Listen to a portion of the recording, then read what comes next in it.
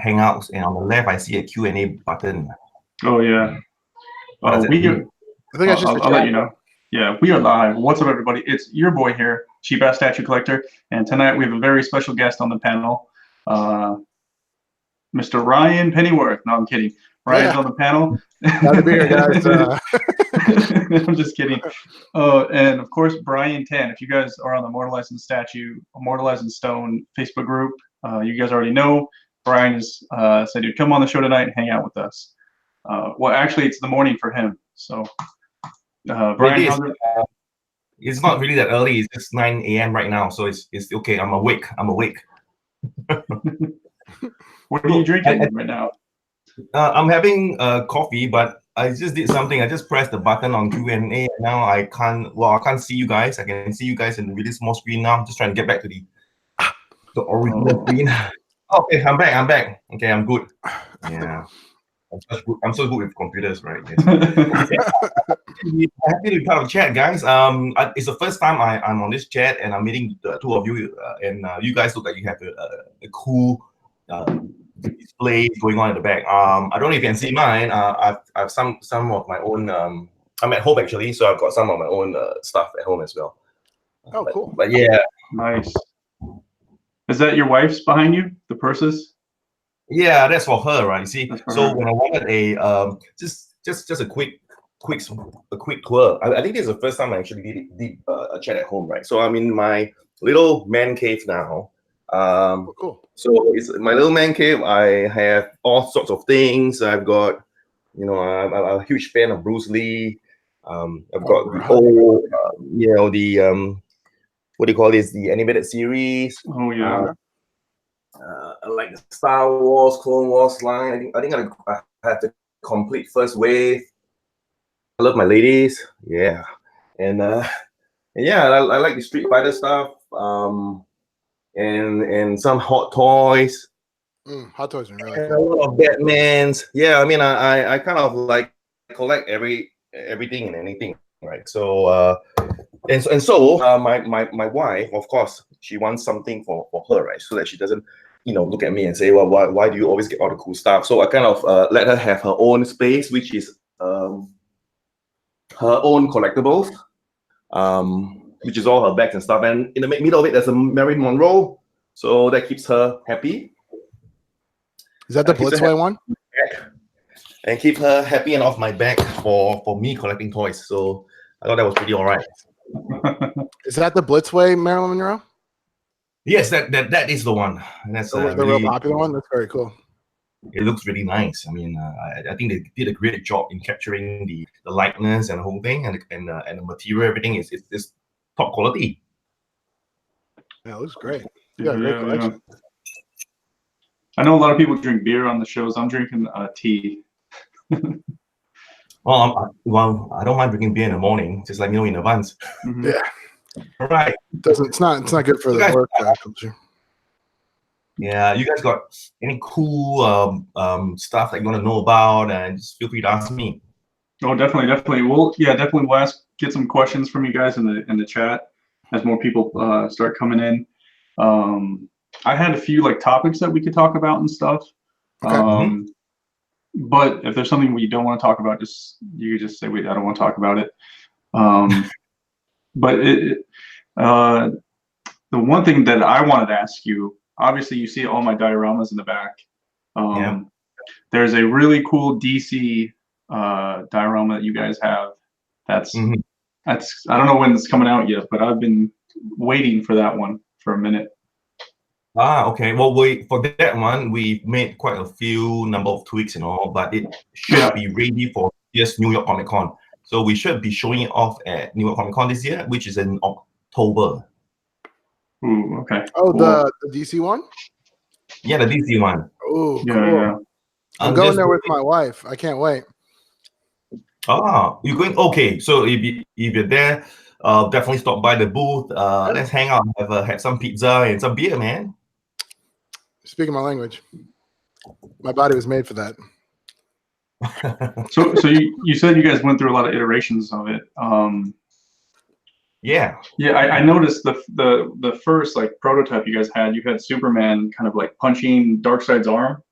and it was like connected like that. And then now he looks a little bit more like, I guess, Wolverine, or like him coming down. Was it because it was just too heavy to put him kind of like that, or is it like an engineering issue, or not issue, but engineering choice? Yeah, you're right. It was. You know, after we kind of, I mean, originally we wanted him Superman to just fly down and punch Darkseid, who's kind of like blocking it. And then we realized that because we're using poly resin, right? So it's kind of pretty heavy, and the connection point between the part of Darkseid's fist, the wrist, and the fist of Superman, there wasn't a lot of I will say allowance to have thick metal rod inserts. So it will become a little bit flimsy, and we felt that the counterweight when we did some tests, and it felt it worked if nobody ever touches it. But if you slightly touch it or move things a little bit, it becomes a bit unstable, and we felt that was not going to make it. So we had to change the post and make it a little bit distribute the weight more evenly, so that it becomes more of a balanced support. So that's been changed, and we also changed the Batman a little bit. I think one of our earliest iterations, he was holding a batarang, but a lot of we were thinking like, what can a batarang do to Darkseid, right? So he needs to have a little bit more. He's gonna be like, and Batman is like the brains in a way, right? He's like the brains. He thinks of ways to try to do the hard fights rather than go head on. So we did a change where we included parademons. So parademons are now part of the base. They are fallen troops, and so Batman is actually stepping on one of the fallen parademons. And what he's done is he's taken one of the parademons' weapon, which is some kind of a cyber-looking space rifle, and he's trying to use that against Darkseid because he's figuring that what comes from the dimension might work against them. So he's giving that a try. So that's what we kind of changed. Hey, wouldn't it be more realistic if you put Batman just on like a chair while everyone else fights because his power set is like nothing? Oh man, our original concept was we're gonna a Batwing, and Batman's just standing on top of the Batwing, overlooking everybody fighting. But then we realized that's gonna be a really big diorama. Like he's just playing solitaire on a table nearby. I just saw Spider-Man just join us. Yeah, this is Johnny. Hey. Johnny, what's up, Johnny? Hey, I'm Johnny. Nice to meet you, Brian. Thank you, Johnny. Can you hear me? Yeah, my name's Johnny. But I'm saying that you're okay. I think you cut out there for a second, Brian. Nice to see you guys. Okay. Yeah. Well, don't mind me if I'm kind of right now just looking through some of my files to see if I can find one of the more updated render of the diorama pictures. But we have so much pictures that I don't know if I have it in my this current computer, so I'm just gonna browse around. But I'll talk at the same time. I'll try to multitask. I'm very bad at that. Cool. Yeah. I can't wait to see that. I can't wait to see people with pictures. And you know what I always wish people would do at cons is take like one of those clothes or the cloth measuring tapes to measure stuff. Because I don't know about you guys, but like for me, like knowing how big a piece is really important, just because I'm in a small little room, and I know a lot of people say order it now and figure it out later. But it's really nice to know if it'll fit like in a Vesta or something like that. Do you guys take that into consideration? For me, the display is the most important part. So I need to know how I can display set the statues up next to each other. Yeah. Properly to make a good display. Because sometimes that determines whether I buy a certain piece from this company or a certain piece from this company, depending on if it's going to fit in my display with the other pieces that I have. So like I have a Spider-Man line, and then I'm gonna have an X-Men line soon. I'm gonna start that. So when I go to buy the pieces, when I'm looking at XM Studios, Sideshow, I'm looking at like, okay, what's the size of the base? How is this piece gonna fit in with the other pieces of my collection to where my display is gonna look nice? Because I display mine like I have these Spider-Man pieces behind me. I display mine openly, like in a line. So I don't use like a PAX or a Vesta to put them in, so it's a little different for me than some other people. Yeah. I think you guys are absolutely right. I think we're quite lacking in that area. And I think even our website functions, we are looking into how to improve and get more user-friendly features, like letting you track your purchases and even putting in estimated delivery and all that. But regarding the dimensions, totally agree. I think what I'm going to do is try to for all the new products moving on, include a kind of like a XYZ kind of coordinates on the height, the depth, and the width and the width. So people before they buy something, they know whether it fits into any of their display cases and all that. And someone new, Carlito, right? Carlito. Hey, what's going on? Man, how you doing? Wow. Good seeing you. It's a I pleasure. can see you. You're like the Justice League, right? You're like Superman, and Yes. then we've got someone who's Flash and more than Spider-Man inside. It's pretty cool. I got your XM pre-order, your 1/6 scale. Wow, nice. Okay, so I've managed to find one of a render. It's not a sexy render. It's kind of a work in progress render of the diorama Darkseid. Let me see if I can share the screen. Yep, I'll click on you, and then you can just share it. Hello, panel. What's up, What up, Carly? Carl? What's up, Carl? Carlito? Can you guys hear me well? Yep. Oh, Great. Yeah. Okay. So if I'm screen sharing now, you just let me know if something's happening. Yep, we see it. Okay. So I'm just gonna explain a little bit about some of the changes, right? So we've kind of tweaked the pose of Superman. So instead of just punching with a fist on, you can see that his fist is really small in 1/6. So it's going to be tough to have a metal rod support his whole weight with him just punching down. So we needed to kind of a different pose for him so that there's more contact point and it's more stable for the piece to stand up without falling over.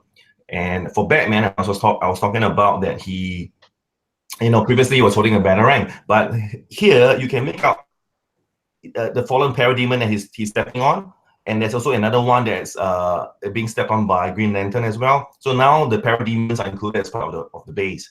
So it looks like there's not just Darkseid alone, him and his army. We've also swapped the positioning of Green Lantern. Green Lantern has now changed with Martian Manhunter. And I think overall we wanted a composition that works a little bit better from various different viewing angles.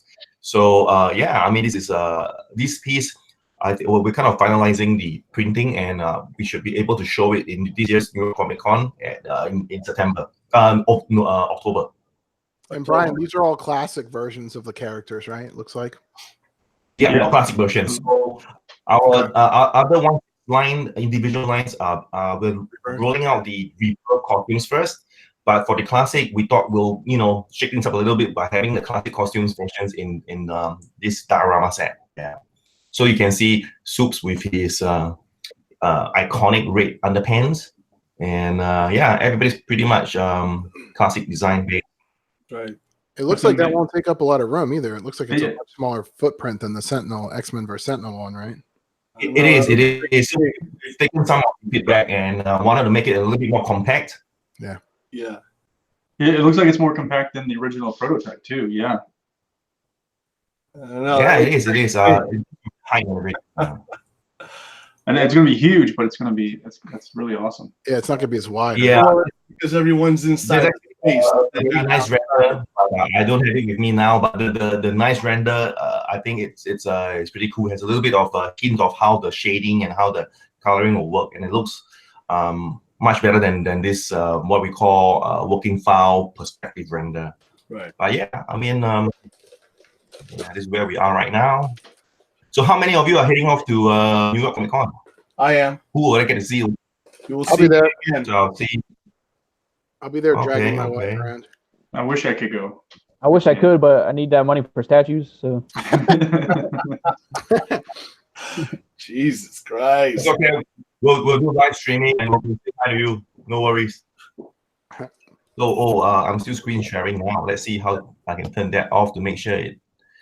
Yeah. I think Yeah, you it's should be able to off now. I think. Yeah. hit the screen sharing button again. Yeah, you got it. Yeah, that piece. Yeah.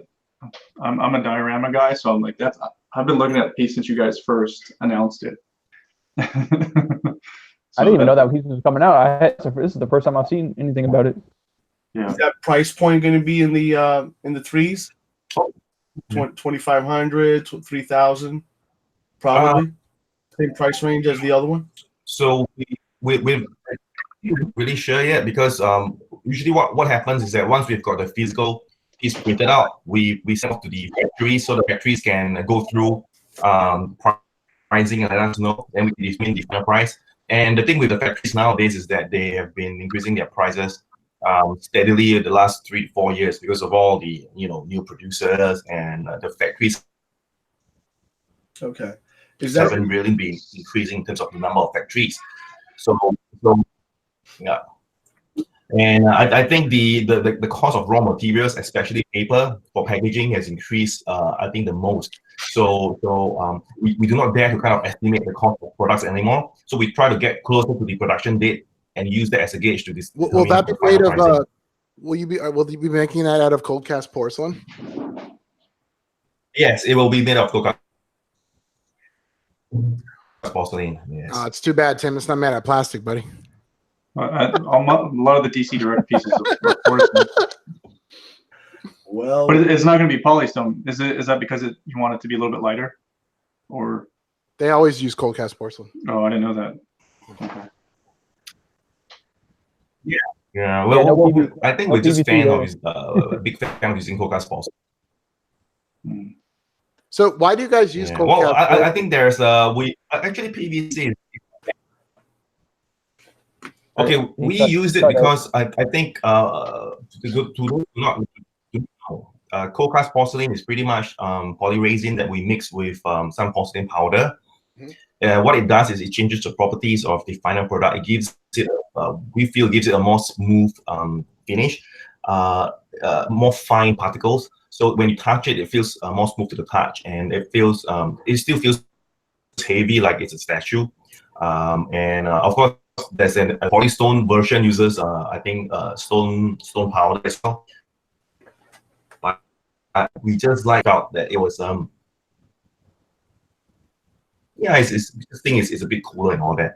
And the other thing about cold cast porcelain is that it cools, or it's a material that cools in a natural temperature. It's not something that you heat it up in an oven. Cast is basically you kind of let it cool, and as a result, a lot of people do not realize this is that when we produce this in a factory and they have seasons and they have different timings of the day where the temperature is all different, it's even a few degrees off, kind of changes a little bit of how long the material sets, and as a result, there's always like a 3% kind of a variation in shrinkage. So it's doing switch outs really hard because you want to make more cells.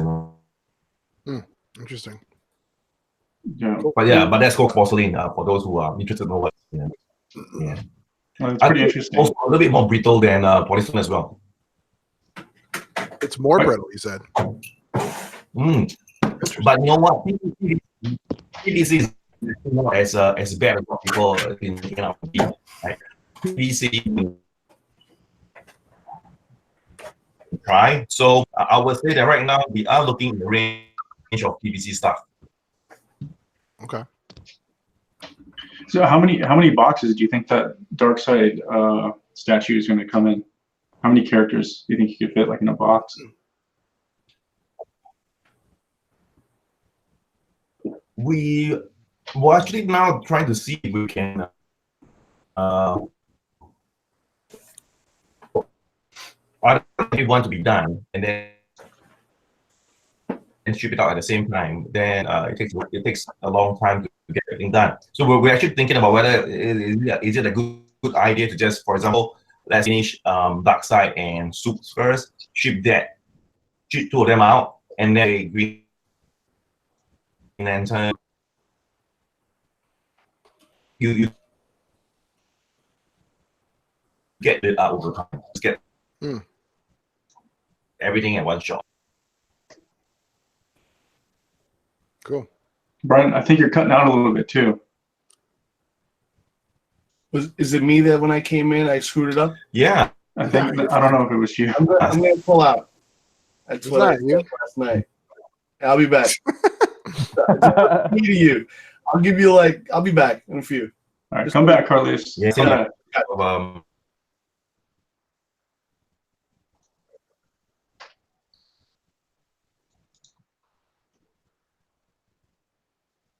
Yeah, I think there's some network congestions happening. Okay. You guys are really pixelated right now. Yeah.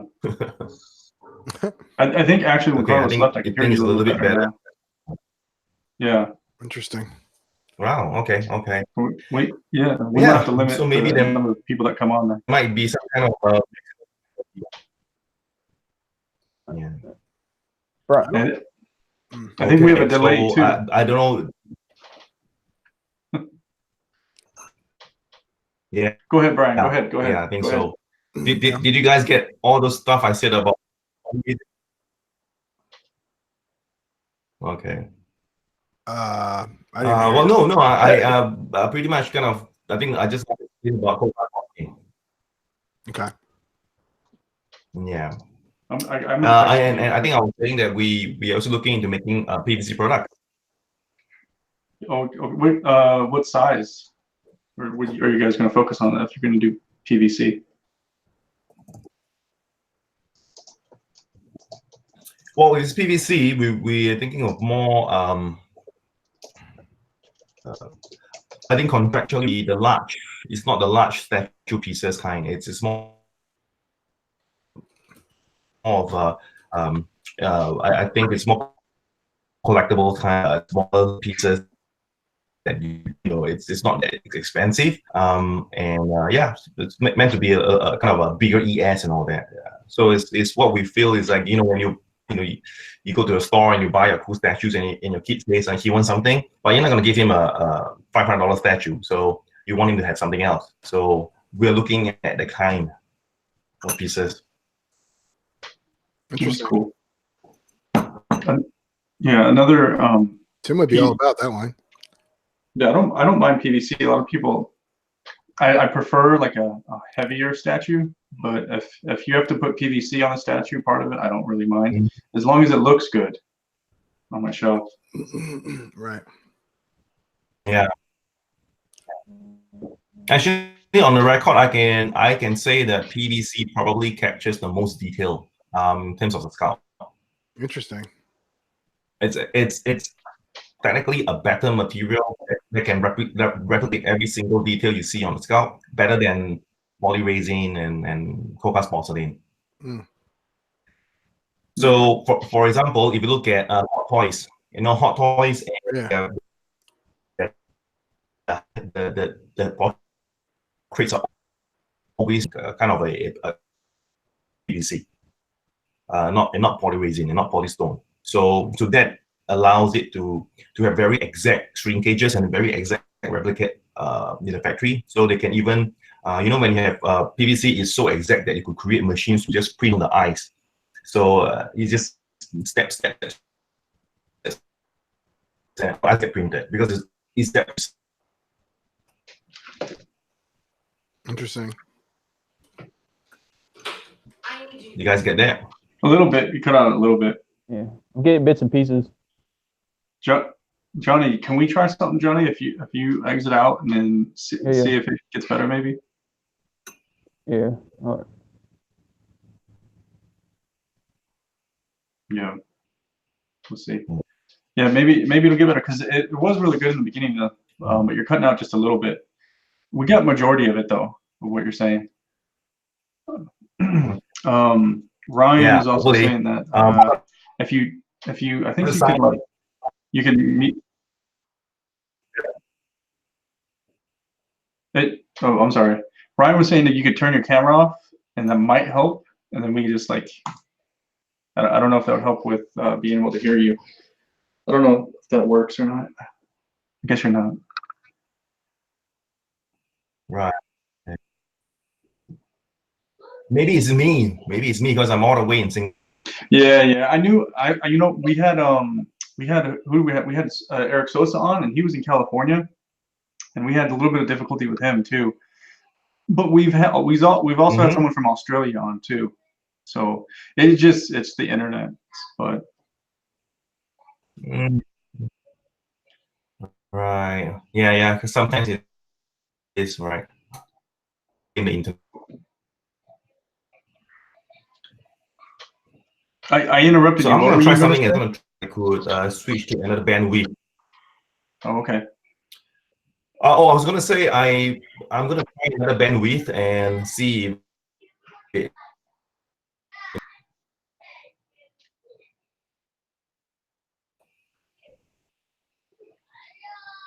All right. So Ryan cut out his video and audio, and I don't think that helped. Oh,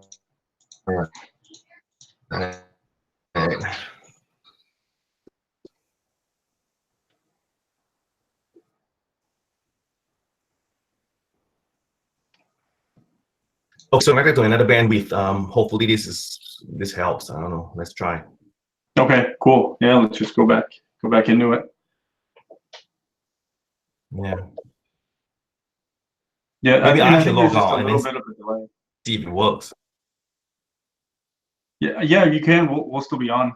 If you need me to, I can send you the link again. But you should just be able to click back into that link that I sent out.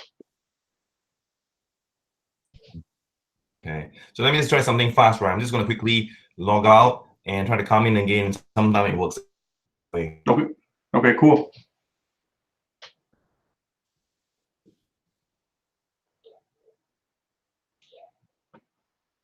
All right.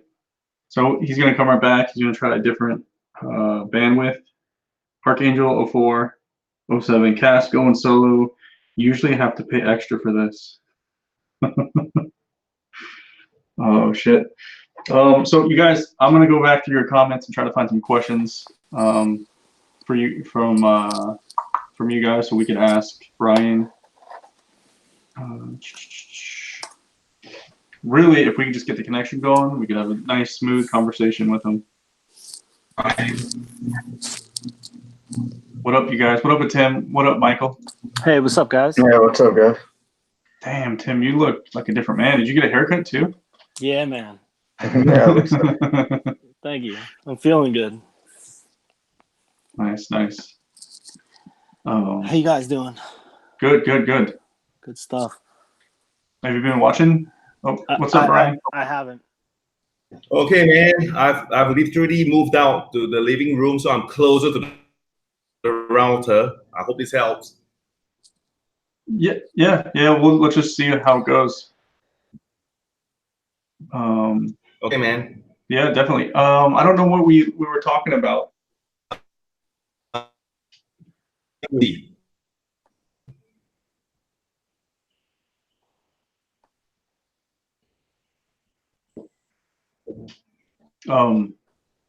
So there's one piece too that I want, and from XM. I don't have any XM pieces because of my location, and you guys don't do too many 1/4 DC pieces, because that's my main collection is 1/4 DC, and then some dioramas. And the other piece that I'm interested in is the Alien Warrior, the 1/3 that you guys have. I kind of want to put him with this Wolf Predator, because they're kind of both like stepping on an alien and jumping and attacking. I think it'd be really awesome to have two of them together. And I know you guys also have your own Predator coming out as well. But I'm super excited about that alien statue that you guys have. It looks pretty amazing. Well, thank you. Right. Yeah, we didn't manage to show it in any because it's only licensed for Southeast Asia, so we didn't manage to show it off in any convention. From Europe, we do have a Europe distributor who's able to get it. So I think we were at last year's November. We were at, I think, London Comic Con, and we were able to show it. A lot of people came and they were kind of like, "Whoa, what is this monstrosity?" Right? So it's really huge in size. It's technically not 1/3 scale. It's actually like 1/3.5 scale. It's a little bit odd, the scale, but Narin wanted to well, we let him decide because he's the sculptor and he's really good at what he does. So he made that scale and he said that's going to be the best size for the details. So we went with that. Oh, nice, nice. Is that so? That's the same with the Predator too, right? It's like a 1/3 Yeah, 0.5. yes, they're the same kind of the same scale, and we've already got the third Predator or the second Predator concept kind of finalized and approved. So we will become out with the second Predator, and he's gonna be. I think he's gonna be bigger and more mean than what we have what we have for the first one. Oh, nice. So we can't wait to show that off. But that won't be ready for this year because it takes more time to sculpt that piece. So probably next year we start to see it. But we might share the concept art first. Cool. I can't wait. Hey Brian, are you guys going to be revealing Green Goblin at the con this year in New York Comic Con, or maybe not New York Comic Con, but one of the cons? Yeah, not New York Comic Con, but definitely for Singapore Comic Con end of the year, it will be we'll be showing it, and might even be earlier because I've just seen the first painted prototype. So yeah, I think that the painting guys did a good job, the prototype team. So he's kind of ready because right now he's really painted. So I think we will be able to show him the latest December this year at Singapore Comic Con, if not earlier at another con. Okay, sounds good. Yeah. Excited to see that. Hello, Brian. I just wanted to introduce myself. My name's Michael. Hey, Mike. Hi. Hey, how's it going?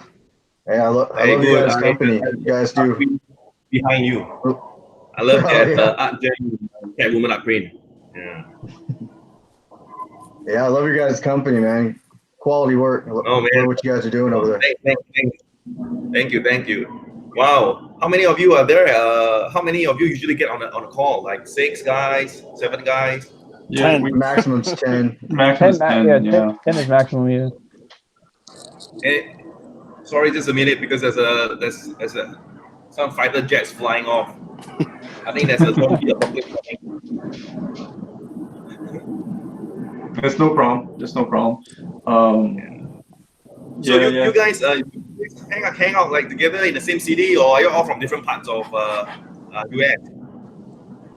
All different parts, yeah. Yeah. A lot of us are from Florida. I'm in Florida. I know Tim, you're in what, Jersey? Yep. There's a lot of collectors in the New York area, and then everyone else is kind of spread out as well. Yeah, I'm in South Carolina. South Carolina. And Michael, you're in California, right? Yeah, he's in Cali. Okay. Oh, hey, Brian. What's up, man? Thanks for taking time to be on the show and chatting with us, bro. No, it's a pleasure. And I'm sorry about the earlier hiccup. I think it could be me because I was in my room, and for some reason the connection wasn't that strong. So I came out to the living room, and now I think it's a lot better. But then suddenly there's like this whole squadron of fighter jets flying over me. What's going on, man? Yeah, I mean the video's a little delayed, but your voice is coming through clean, so that's pretty much good. Yeah. Yeah, definitely. It's awesome that you came on. Everyone loves XM, especially in the Mortalized in Stone group. But yeah, like I said, my 2 most anticipated pieces are Alien and Darkseid. Or not Darkseid, the Darkseid War, right? Is that what it's called, or is it called? Are you guys calling it something else? We're just calling it the Darkseid Diorama. Darkseid Diorama. Just, okay. Yeah. Okay. Cool. Because if What's we up? had Darkseid War, quite close to the comic. Yeah. What up, I hear kids in the. Those are probably my kids. They're probably still up. Those little bastards. I've got a 6-year-old, a 4-year-old, and a 6-month-year-old. So I'm always tired. But yeah, I understand the feeling. Yeah, I understand the feeling. I have a 12-year-old, an 8-year-old, a 3-year-old, and a 8-month-old. So oh my God, man. You're busy. Yeah, I never let them get near my statues, right? So I got adults already, so yeah, Barb's son just graduated. Congrats. Thank you. That's big stuff. Man, it's been a busy day. Yeah, my oldest graduated high school, and my third son they promoted him to high school, so he's gonna start now his 9th grade. So and then I have a 9th and a 10th grader. So yeah, Nice. Wow, congratulations, then. Thank The you. earlier they get to start working, then the more money we can save to buy stuff. That's true. More statue rooms for me. Like it's expensive, man. I can't wait before I can get them. Yeah, there was a question that someone wanted to know about. It was I think it was Thor Gunderson. He runs another channel, the Darth Castle show. He wanted to know about any Star Wars, up and coming Star Wars pieces. If you guys could talk about that, or if you guys have anything planned for Star Wars. Yeah, we actually have. I'm trying to see what I can say, because the Lucas guys are they're very strict in terms of what we can share. I think it's part of their secrecy and their allure, right? I think the short answer is yeah, we will still be making Star Wars stuff, but it will be stuff that I would say it will be based on characters that has probably never been done before. Cool, that's interesting. So like your own stylized take on the characters? Well, no, it will be stylized take, but it will not be. It wouldn't be based on. It wouldn't be based on the new movies, for example. I think it's more based on the expanded universe characters that's never appeared on the screen. Oh wow, That's great. we have some friends who are going to be we have some friends who are going to be psyched to hear that. Yeah, Thor, Star Wars collect. Thor included. He's going to be really excited. Yeah, Thor Anderson, probably PJ too, and Yep. Taylor. Yeah, Taylor's gonna be happy. PJ and Unicorn, cool guys, man.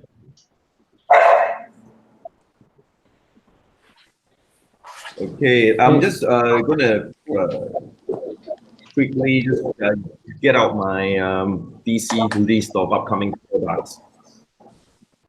Let me see anything interesting that I can say. Hey Brian, what was the last statue you bought yourself?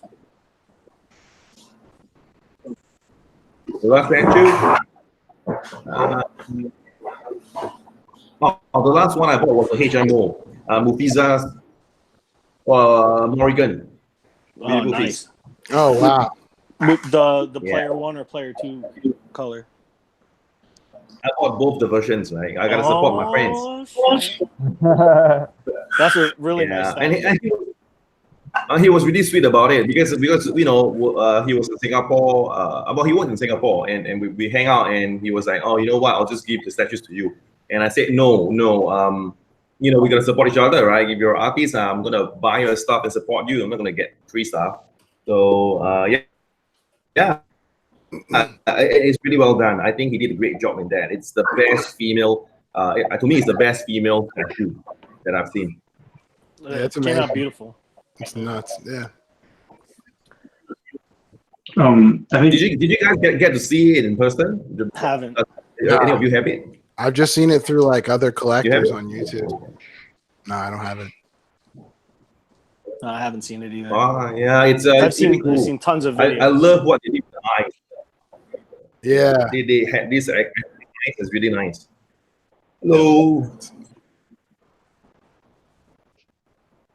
Brian, I had a question regarding your 1/3 Magneto. If you'd be able to share any information on that when you plan on revealing that, or when we can get an update and see a little more on him. Right. Okay. So just to be transparent, guys. Right. So because I think your channel is pretty much based in the zone that Marvel. We don't sell Marvel stuff. So I can't say anything about Marvel because it will seem like I'm trying to promote Marvel in the zones. So yeah. So most time I'll just try to like that. Hope you guys don't mind. Maybe we could ask a question a different way. What's your Yeah, guy? you could. What convention are you guys going to that you're going to have the most reveals at? Okay. Usually, the most reviews we have has traditionally always been in Singapore because that's where we're based, right? And that's also where all the latest and the newest stuff done in the studios.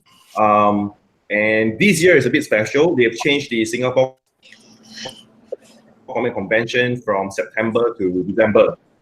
So in December, on the 7th to the, I think 7th to the 9th, days, we will be showing most of the XM new reviews at the convention.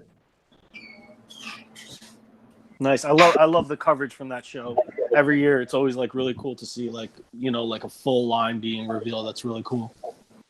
Yeah. Have any of you guys been to Singapore? No, I haven't been. No, I want to go. Well, if you guys are ever coming over here, look us up, man. The XM boys will make sure you guys get food from morning till night, and you guys will not stop eating. Lots of good stuff here. You guys took care of us in New York City, man. Of course, in my own city, you took care of me. It's wild. I wish I could go, but I got we just together and having fun. Say that one more time, Brian. I said, we just love getting together with people and having great time and eating food and drinks and making merry. That's part of the. I think that's part of the job. I think we all love doing that. It's part of us. We're collectors at heart. Right. It's awesome. Yeah, definitely. I want to say congrats too on. I know you just came out with the One Punch Man, and did that guy sell out yet? Sold out. Is it sold out? Sorry, which one? One Punch. Oh, One Punch Man. Yeah. Saitama.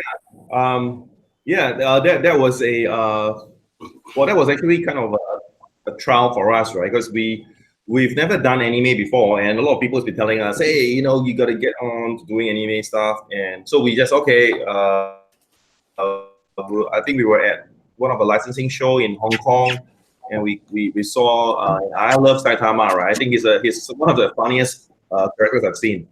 So yeah, we thought we'd give him a shot, and I was surprised at how popular he actually is, especially in China. Oh, really? That's interesting. Yeah. Wow. More than half of our ES went over to the China side. Is that typical for what about for like some of your other properties? Is China big? Like for a lot of your properties that can only go, I don't know if you can talk about this, but for a lot of your properties that are, specifically Southeast Asia, what countries buy the most? Okay, so I would say if it's for licenses that we sell mainly in Southeast Asia and in Europe, I would say Singapore traditionally has the largest amount of sales. I think it's because it's way cheaper for Singaporeans to get our stuff. They could just walk into our store, they just get it warehouse, so they don't have to pay for any. And shipping is always a clutter, right? So for them, they just pick it up and it's free shipping. And of course, and they get prestige discount. And I think a lot of Singaporeans would then buy it, and probably then what they do is that they buy it and then they resell on the market and all that. And that's kind of how some of our stuff gets overseas, right?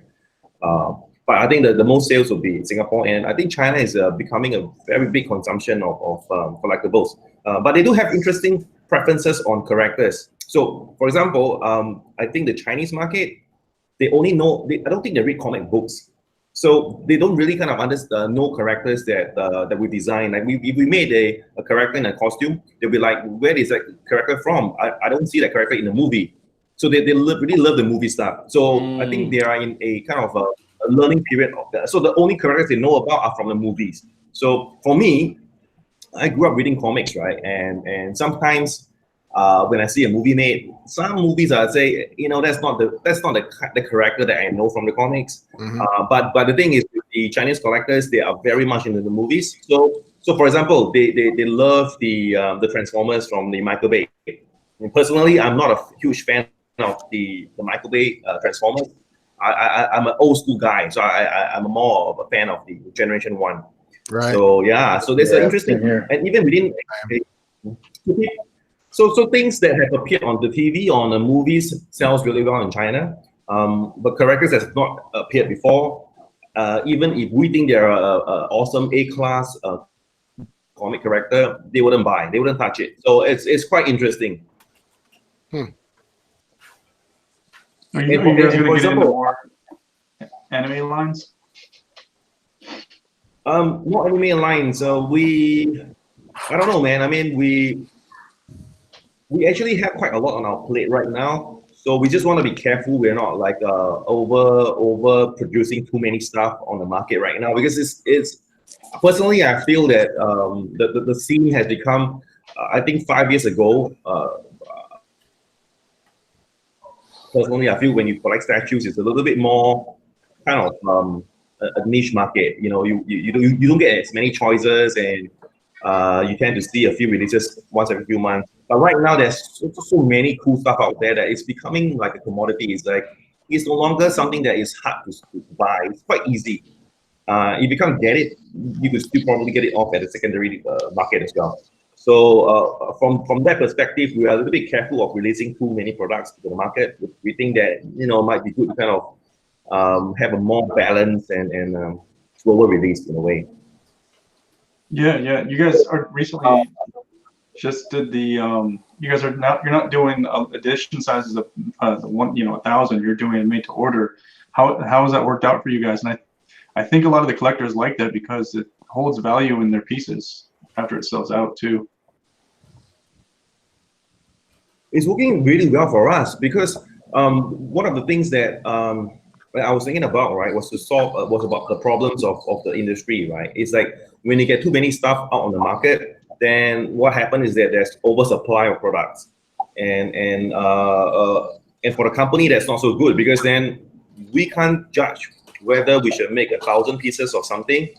If we overmake, then a lot of the stock gets stuck in a warehouse, and the value goes down, as well as the company suffers and all that. So we thought, you know what, we wanted to just make to order and just make just enough for people who want stuff at that point in time, and then after that we'll just stop it. So what that has done is that, you know, you can see that our edition size has come dropped from 1,000 to 500, sometimes even 300. The more popular ones are 700. So it shows us an accurate reflection of how popular the character is and how much demand it is for the character. But it's working really well for us at the moment because we don't have a lot of we don't have any surpluses in the warehouse. Basically, once it's sold out, it's sold out. So it's something that is good for us as a business model. It's been really good in the community, man. Yeah, for sure. Hey, Brian. I think for us, it's one of those things where we feel like for me personally, I know I feel like I definitely can't miss out on a pre-order for a piece I want anymore when it comes to XM, because if you wait for the aftermarket, sometimes you're paying a lot more than what you would pay retail. And for me, I just want to pay retail. So I definitely have a lot of XM pre-orders.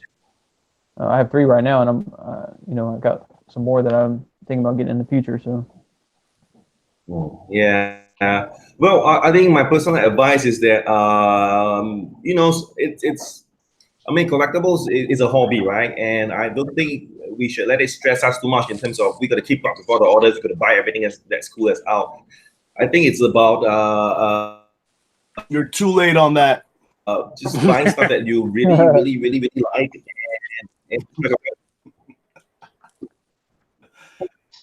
There are too many fans out there that need all your shit. Yeah. You know?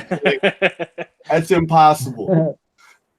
If it's it's like it's like a label brand. If it's a Louis Vuitton or a Chanel, you gotta have it. So you're like a staple in that level of actually having your statues.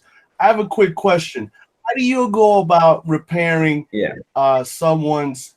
Let's say if I order from you at overseas and comes to the States and it comes damaged, how do you go about replacing my piece? How would I go about that? Or how do you compensate someone let's for talk a damaged piece? Just saying. Okay, so let's use example, right? We use the DC product that we can sell worldwide. So if usually if you can buy these products, we will recommend that you buy from our key distributor in US, which is the GFX guys. Right. And with the GFX guys, what we worked out is that they whatever issue that they have a product that they face, you can approach. They will collate all the products that is used. They work with XM directly. Usually, if it's a defect that cannot be fixed, or we'll do a full replacement. So it will be full replaced. And if it's just for example, a part that is broken or cracked, then we will just replace that part. But once you bought, important thing here to note is that if you bought from an official source, like it's either from XM directly or from a distributor, Right. we definitely take care of you, either replacement or of the entire piece, or a full refund if we do not have any more pieces left. Are you still selling? One more question. Are you still selling to Big Bad Toys, or you stopped with them and you're going to stay with your distributor, your official distributor of XM in the United States? So in the United States, GFX, they are the master distributor, but they do also resell through, I believe, I think some of the other retailers like BPS, Okay. Spec Fiction. So yeah, so they actually get their stocks officially from GFX. So if you run into any trouble with a XMDC product, Right. you can go back to them and they will get GFX to sort out for you. Okay. I have a question.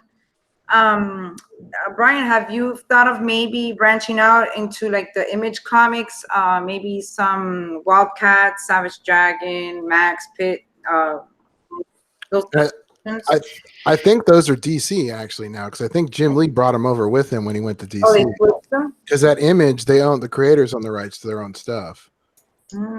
So if Brian was gonna, if XM was gonna do a Wildcat, any of the Wildcats members, I think they, I believe they could do it because I believe they're still under DC.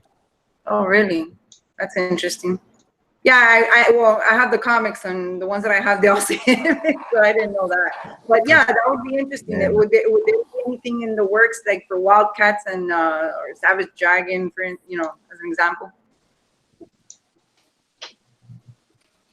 Well, we've been looking at other licenses, like there's Vertigo Comics, there's the Dark Horse, and there are some pretty cool characters out there as well. But I think, like I said, at the moment we have two new licenses we're going to announce soon. So we have quite a number of new things, and one of the more exciting things that we will release this year and at end of year is kind of a new collectible that is not even statue.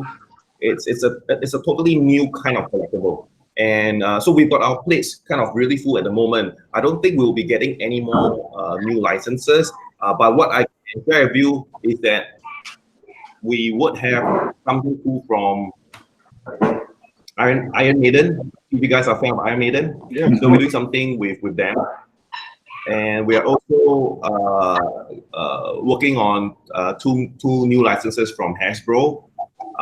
And we see what else we have, and potentially another collaboration with another company as well. So I think before I can share all these things, what I would say is that we are a bit more careful about taking too much things onto our hands right now, because XM is still really a small company. I mean, if you look at the studios, we are like I don't know, like 8 guys in it, but there's a lot of things to do. So until we can slowly kind of expand and get more people on board, we have to be careful with things we do. But I'll tell you though, we are continuing with the top count line, and with the concept art for Angelus out already. So we're definitely gonna do some cool stuff with top count. Oh, Top Cow! Yeah, that darkness statue you guys made was amazing. So are you going to do a Ripclaw statue? Is that in the works at all?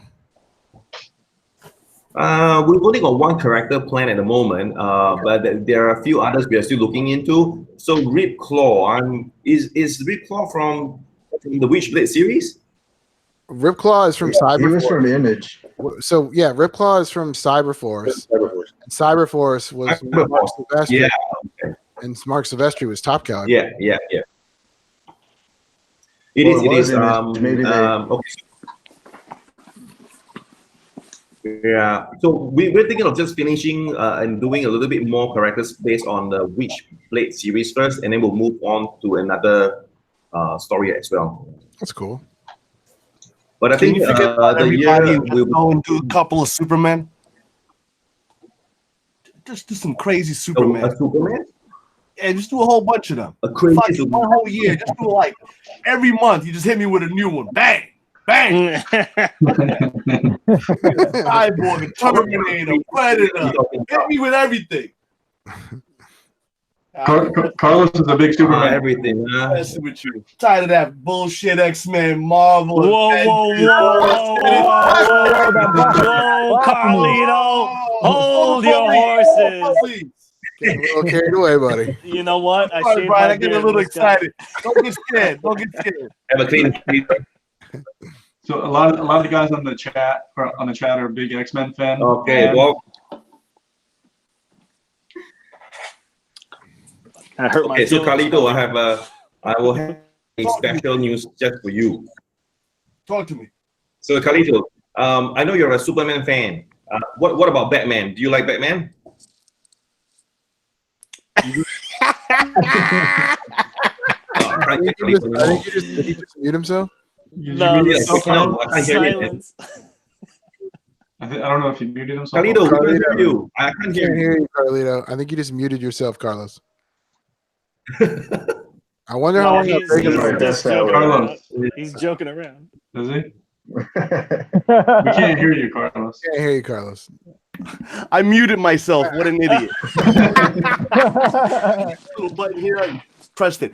No, I was saying I really like I like battle damage things, so statues. I love it. So, and one of my favorite pieces is a Batman. My favorite Batman is Prime One's. I'm sorry to say it, but the Frank Miller, like that style. That's my thing. You know, that's the way what I like. You know, some men like skinny women. I like big women. You know what I'm saying? So I mean, men, whatever. So that's my feel. You know, I like. That's what I like. I don't like the, you know. You don't want lean. You want a thick. Yeah, and I'm not really into that many of the actual movie characters. You know, I don't want you to follow. You know, I gotta have. At least see, I have your Cable and I have your Captain America. You're saluting Captain America. I love that piece. I'll tell you, that's. Oh, thank you. That is amazing. When I got that, you can see a video. I was like, "Oh shit, this is amazing!" But you screwed up on the on Cable's wing. You made it very tiny. There's a little wing there that's off scale. That wasn't right. Right. Anyway, that's another story for another day. It's a learning curve, right? Yeah. So Yeah. Anyway, make a long story short. Yeah, that's what I like. Anyway, surprise me. Right. Would the term be the term of what you like is like bootylicious? You like bootylicious stuff. Yes. Okay. Yes. Okay. So give it to me. I'm a big fan of like you. I'm a big fan of the Dark Knight as well, Frank Miller. So I think the Prime one, that Dark Knight is the best. It's gorgeous. We actually tried to do something, but we don't have the Dark Knight license. So the licensing is quite complicated. We can do some Batman. Yeah, but we can't do the Dark Knight because someone else is doing them. Oh, okay. Otherwise, I would love to give it a try. Yeah, but what we can do is typically we are allowed to do more creative interpretations as well. That's why we have the Samurai line. But for the 1/6 line, we can do the classics. We can't do the animated, and we can't do the Dark Knight. But Alex Ross.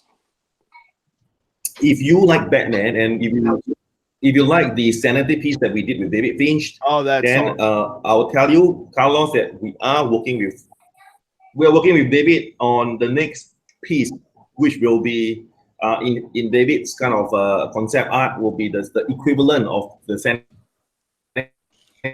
for Superman. What? Wow. That's crazy. So there we go. Carlos just cried. Yeah. I'm not going to bed now. I'm not going to bed. I'm excited. Yeah. So I just want to explain the concept so that you guys have a understanding of what we might be doing. But because none of this has been really kind of gone through the final approvals yet, so things might change. But generally, we've never planned for the Sanity piece to be a standalone piece. It was meant to be a Trinity piece, right? And the concept art is around Batman being surrounded by the villains in smoke, in darkness. So that's Batman. And we should have a Superman that's surrounded by the villains as well, but perhaps in ice crystal, because the crystal of the Fortress of Solitude. Yes. And then we have Wonder Woman, all her villains surrounding her, but in sand because of the Paradise Island that she comes from. So when you put all the three pieces together, you have all the three elements, and they look like complete trilogy series. Water, earth, and sky. That is the plan. Wow, that's gonna be crazy. My friend was at the New York Comic Con last year, and he automatically went right to the counter and he just bought that Insanity. But he bought the not the colored one, the other version. I was like, "Are you sure?" He's like, "Yeah, just charge that." It's like crazy. Right on the spot. Right on the spot. But the best piece I think you guys have, which is underrated right now, whoever gets that, is that Samurai Batman. The one on the horse? The Shogun one. Yeah, that one is crazy. Yeah, that thing's nuts. I got that on 4K video, and I'm just on video looks. I mean, in person looks amazing, but just to see the details on it when you can freeze frame it, you just like, oh wow, that. If I had a spot for that, because I have an affinity for horses, so horses and motorcycles for me, and a badass character. I thought this was going in a different direction. I was just gonna make such a joke, Carlos. Just stop it. Stop sitting on my horse. And you look fantastic. I knew where you're going. I could see your little smirk. Anyway, I'm sorry. Carlos, I need a small favor from you, right? From the in the studios, we are having a discussion about a character that we might want to work on. So I just want to hear from you, Carlos. If you had to choose between Lex Luthor, General Zod, and Cyborg Superman, if you could only choose one, which one would you like us to produce? Oh, Cyborg Talking about Superman. Okay. I would like a Zod. Which one? Cyborg Superman. A General Zod. Well, yeah, the General scale, right? In that order. What scale? 1/3. 1/3. Well, it would be the 1/6 scale, the 1/6 rebirth line. Oh, 1/6. Oh my God. Oh, so we already got a Superman. So yeah, do General Zod. That's the man. General Zod? Okay. How about Cyborg Superman? Are you a big fan of Cyborg Superman? Yes. I don't want to say anything because it's not your world, so I'm not going to say the other companies. But yeah, I got that one going. Of course. Gotta get it. Listen, okay. I just want to get. I learned a big lesson here. Custom World, 5-7 years ago, was great because there was nothing else out there that can compete with all these these small custom companies that I thought they were exciting and great. In the evolution of this game, like an XM, a Prime, some other certain companies that are coming up, you guys have an amazing ability to sculpt, to paint, to design. I got this shit over here. Like I want to kick the statue that I got. It is garbage. At that time, I thought it was magnificent, but comparing to shit now, it's mind-blowing. It's mind-blowing to me. So anyway, yeah, do your thing, Brian. I'm sorry. This is your time. I got to shut the fuck up. Excuse me. So I have one thing to say. Enough about DC. All right. Look at my shirt, Brian. We just want more of this. Hell no. We want more of this. Go ahead, sorry, man. Officially on the channel, on this channel, I can only say we're gonna do more DC. Hey, Brian. That's why Cash got him on. In Southeast Asia, I might be saying something different. So Brian, someone in the chat was asking when will we see the 1/4 XM Red Hood from your DC Samurai line? Oh man, the Red Hood. Okay, yeah. Let me just do a quick look at my product development Excel sheet. Give me a moment. Oh, okay. Spreadsheet. We will. I'm all about spreadsheets, bro. Yeah. Oh, you like spreadsheets, huh? Oh, that's cool. I Let me live my see. life a We will spreadsheet at a have. time.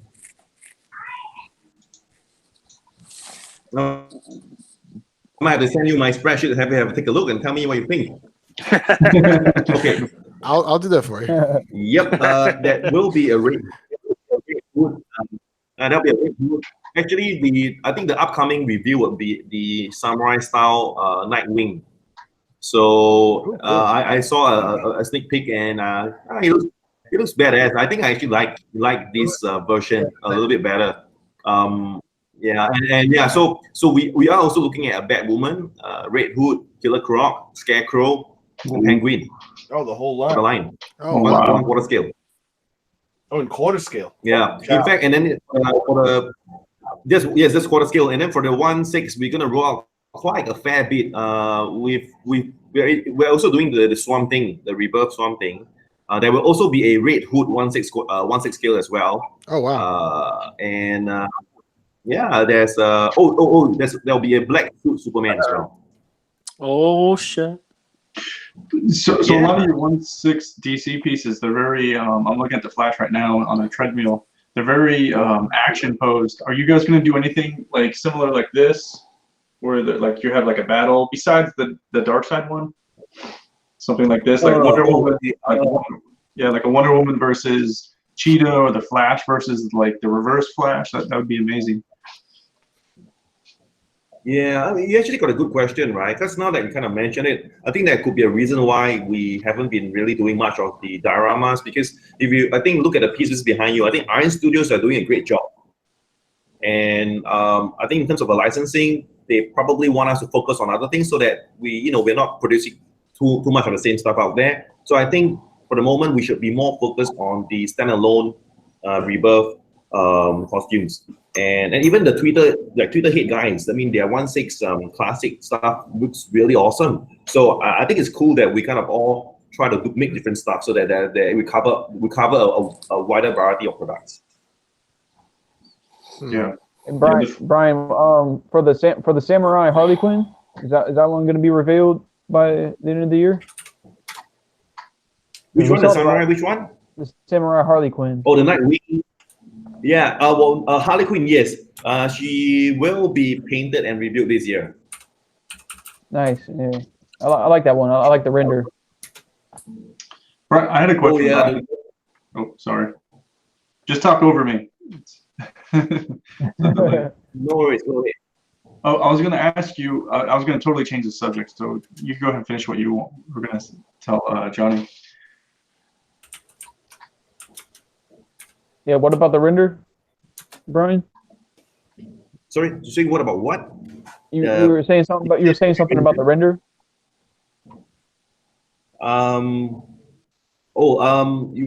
If you're talking about Harley will likely be able to show December this year in Singapore Comic Con, and Nightwing as well. I think. Nightwing depends. Nightwing we might be able to get him out.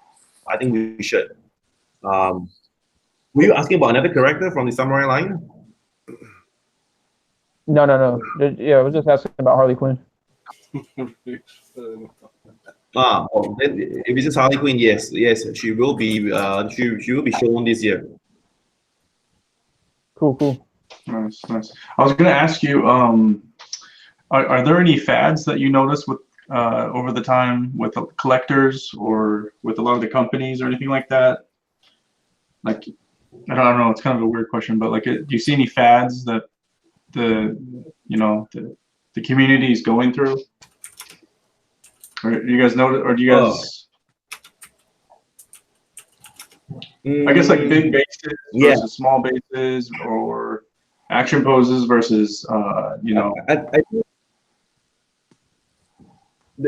think there's always going to be a different thing for different people, right? Like I like dynamic pose, but I also like museum pose.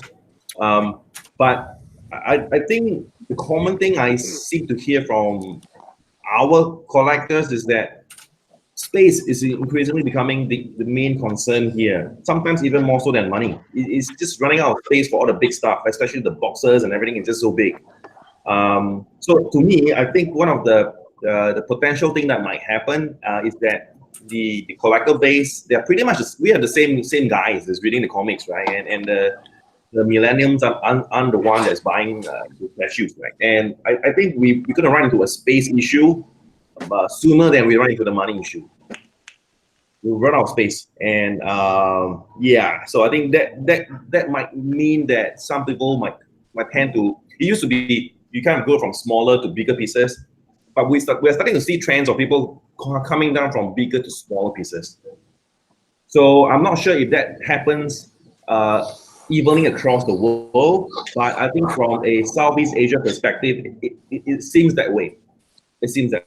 Is that one of the reasons that you guys came up with the whole Trinity piece to bring so many characters into one piece? Yes, it kind of is, because I think the core approach that we're thinking of is that instead of you buying, say, 11 characters in 11 boxes and taking up 11 display area in a display in the shelf, we're trying to kind of do more in less space, so you can have all the characters that you love in a smaller space. You get to appreciate more of the different people, the different characters in a smaller space. So you don't have to take up that much real estate. But the thing is, it's still going to be very detailed. It's going to be very compact. So we're trying to go that way so we can reduce the display area that you use for your stuff. Do you plan on keeping more dioramas like the Sanity piece? You know, like keep it ongoing. I know you talked about the whole Wonder Woman and so have it 3 different pieces, but do you keep on besides that going further with it? At the moment, it's just 3 Trinity pieces. We might carry on. It's because these usually take about a year or more to develop, right? So I would say that in the next 1 or 2 years, when we're developing the next 2 pieces, it should give us enough understanding of the market to see, okay, I think the market is ready for more, and then we might actually do more of such pieces. But you see, we tend to experiment. We tend to experiment with a lot of different products, just to try to keep the game fresh. So whatever I say today might change 6 months later as well. So to answer your question is, we are definitely open to doing more of that. But we will kind of look at things every few months just to make sure we're on the right track. No, I think to be honest, I think with that whole Sanity thing, I think that's like going on the right track, because it's like what you said, you know, besides the money issue, it's more becoming a space issue. So when you get a main character like that and you surround them with like 11 different characters, you know, you're getting your money's worth. You know what I'm saying? You're getting your money's worth for having like a whole like a type of set type of thing. You know what I'm saying? And you know, you save so much space and everything. You know, I think that's a real good like, you know, you keep on keeping on with that whole theme. You know, I think that was a real good idea on your part, and your guys' part. Yeah, and of course we acknowledge the fact that not everyone wants to splash $3,000 on a single piece, right? They still look at it as one product, right? So which is why we are continuing to roll out the 1/6, so that, you know, things are smaller in size, more affordable, as well as take up less display areas. So we think that, you know, that's in anticipation for the market in Southeast Asia, where generally our houses are way much smaller. We have smaller display rooms, especially in Hong Kong and Japan. You don't have a lot of space, so big pieces are hard to survive over there. Interesting. I can think of a bunch of characters that you could do like those villain dioramas with. That would be really, really good. I think Barb was trying to hint at one. No, I mean, I think everybody's picking up what we're putting down. Yeah. I think there's enough X-Men pieces out there, like everyone. Whoa! What the I was hell? talking about Spider-Man, but sure, fine. I mean, Spider-Man would be good. Spider-Man would be good, I guess. oh, okay, all right. Tim, you're just jealous because I got that Phoenix here. It's not rubber. I It's not rubber or PVC. Brian said it earlier that Clicks rubber, PVC actually has more detail in the sculpts. It keeps more of the detail. So, right, we've got this ongoing thing about PVC because Sideshow has a Doomsday and PVC, and people are trashing it, but I love it. Mm-hmm. And so every now so I feel like PVC is not. Yeah, so I usually have to pull up the facts. But there is one. Go ahead. Yeah, look, but there's one thing to see, right? Is that in PVC, it's great to replicate the details, but PVC, because of its chemical composition, it's not as, I would say it's not as durable as polyresin, which means that if you see some of the so it depends on the factory. The factory is going to be really decent, and they use the proper good materials for the PVC. Otherwise, you end up with the soft PVCs that degrades over time. It turns yellow, it oxidizes, it starts to lean, it starts to melt like rubber.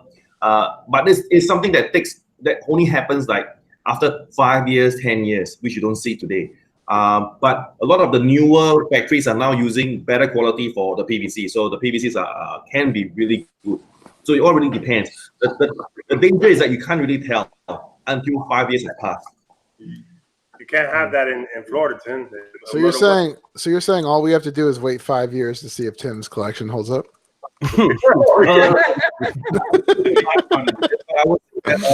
If it's a reputable license company, I think you should be more reassured that they're using better quality PVC. As if you're not, otherwise, that's the danger of that.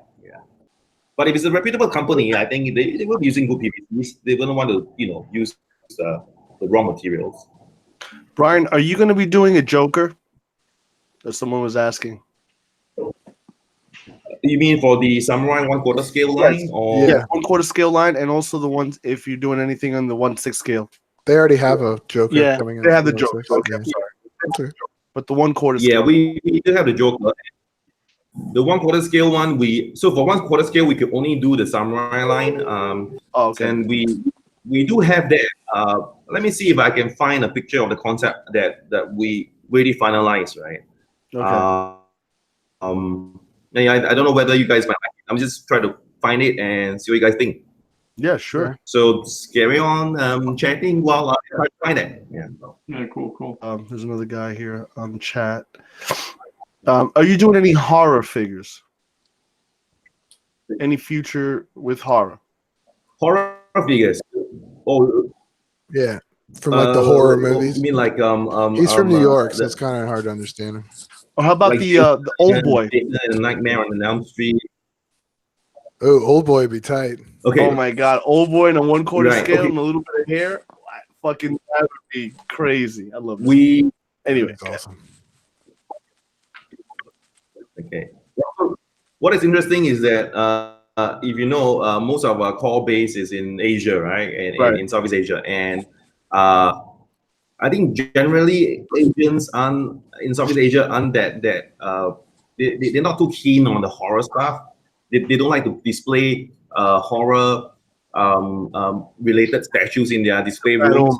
And also, I think in certain cultures, they're not allowed to display idols and statues as well. So that kind of affects what they can collect. So, so for now, based on our demographic of customer base, we are not going to the horror line now. Okay. You guys ever toy with? It depends. Like zombies.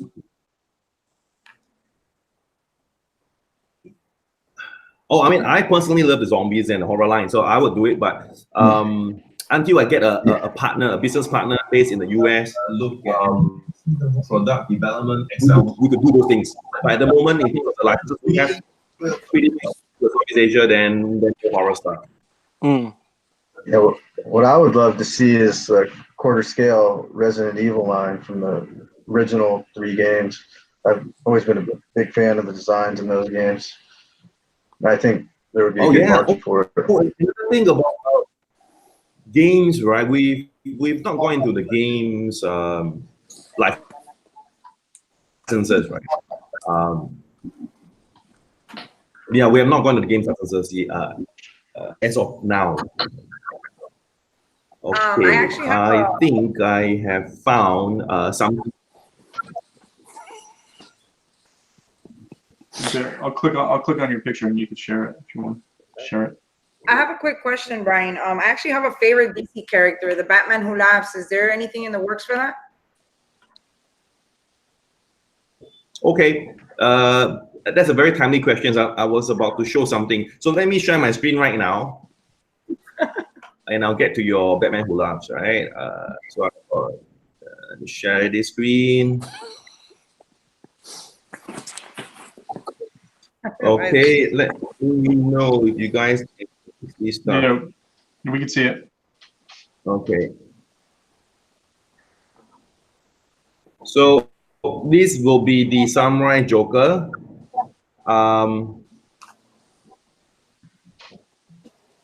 So we've kind of changed him from a Yakuza into a warlord. So he has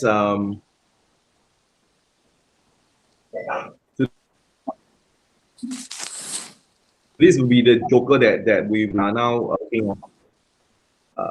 He's got also a few different iterations of the head sculpt, and also he has different weapons that make him a little bit more dangerous looking than the previous version. So yeah, so this is the Samurai quarter scale Joker, and then we have got this one. So this is the next piece we will one of the pieces we're working on for the metal series. Can you see that? Yeah. Oh shit! I'll be in on that shit. Yeah, but again, this will be based on 1/6 scale. 1/6 scale because we've only got the license for 1/6 scale, but it's still going to be pretty big because there's there are 3 Robins on the ground, and there's a there's a Batman metal there as well. Yeah, so this is what we're going to do for Batman metal. Wow, that's nice. Wow. Yeah, I'm on that. So you guys won't do horror, but you'll do a fucking crazy Joker. That's right, sir. Isn't it technically a crazy? Wait a minute. What he's doing? So in Asia, we could put a psycho Joker with all weapons. Well, this is U.S. distribution. This is it's U.S. Are you serious? Yeah. Oh damn it! Yeah, trying to make a U.S. distribution. Yeah, you ruined my fun. Wow. Good joke, though. Thanks, guys. You ruined my freaking joke. Yeah, sorry, man. Carlito. What's up? Yo, nice hair, man. You sexy, baby. Yo, man. Don't say that shit to me. We live on YouTube, bro. I think he's blushing. Tim's blushing. Yeah, man. I love Carlito, bro. That new baby you got, man. You hammering it up. I see. Those Instagram pictures really good with the baby. That'll look good. Every minute. I don't put no Instagram pictures up of me and the baby, bro. I saw your name. Brian, I heard a while. I don't want to be the cause of sidetracking. Let's keep going. Tim, take over. John, Mike had a question. Go ahead, Mike.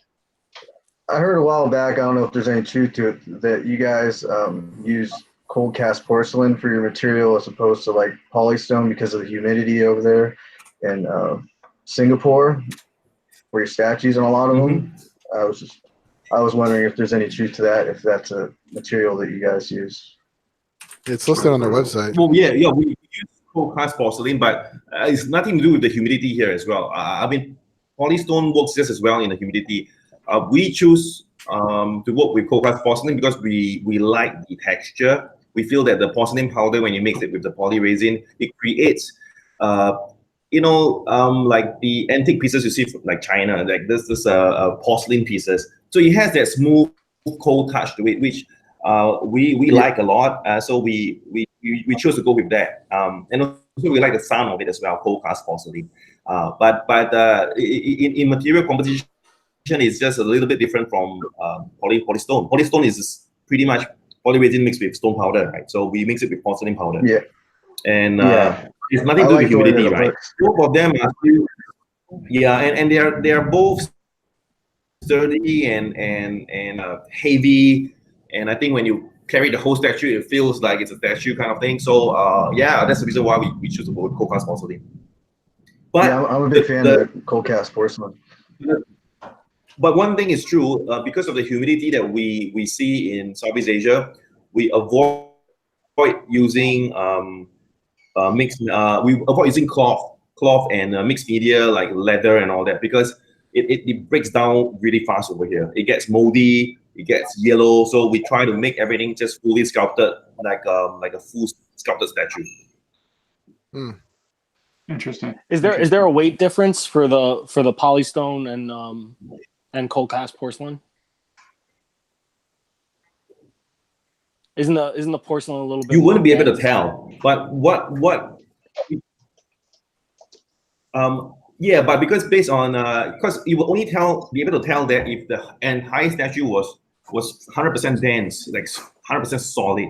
But then that actually wouldn't be practical, because if you make a full statue 100% solid, first of all, it's going to be unnecessarily heavy. It's going to be a lot more expensive, but it also makes it easier to definitely lean and have stability issues, because it's just too heavy to be supported purely based on dense 100% density.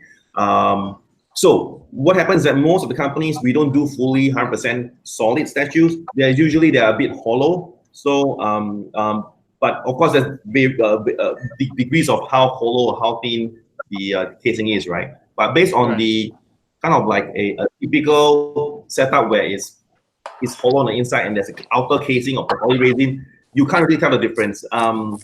Just a few grams off, I would say. So to hollow cast something, they're when you both guys kind of equally heavy. to hollow cast something, when you guys fill the mold with the liquid, you're spinning the mold constantly, right? Sometimes it depends on the sculpt itself, what we're trying to achieve. So, but most of the time, we do require spinning.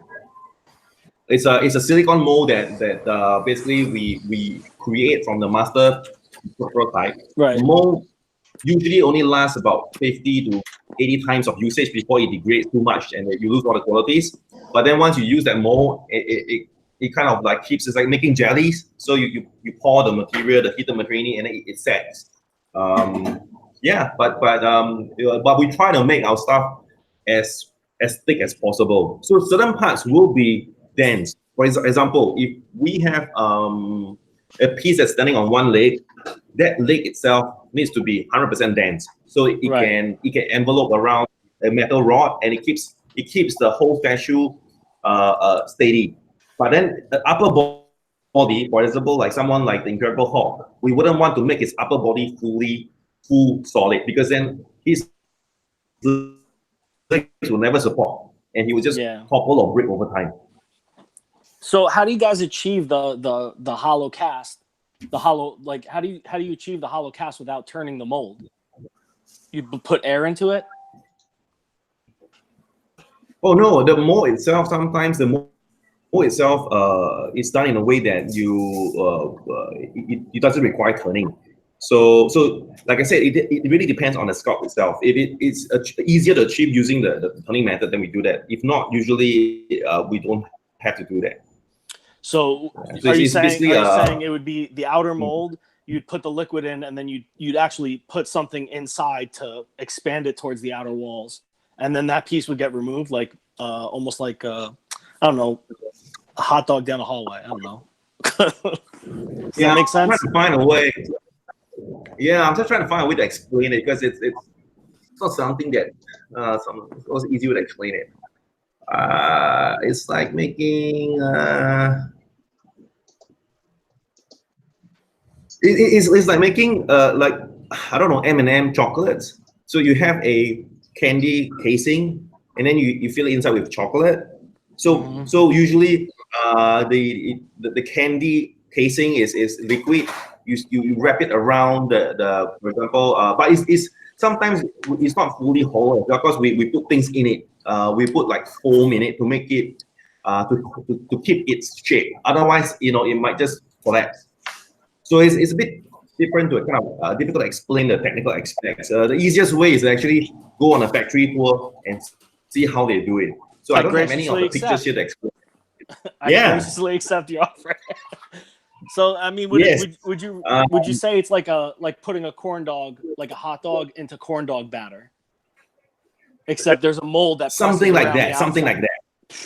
Yo, I'm right with you, man. That's Something, interesting. Yeah. I think that might be a good way. That might be a man. good way to explain it. Very interesting. It's quite close.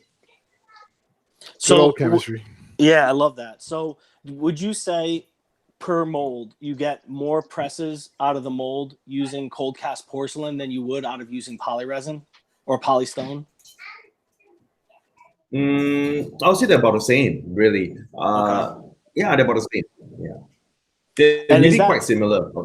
Is the cold cast? Sorry, I'm bull-guarding this whole thing.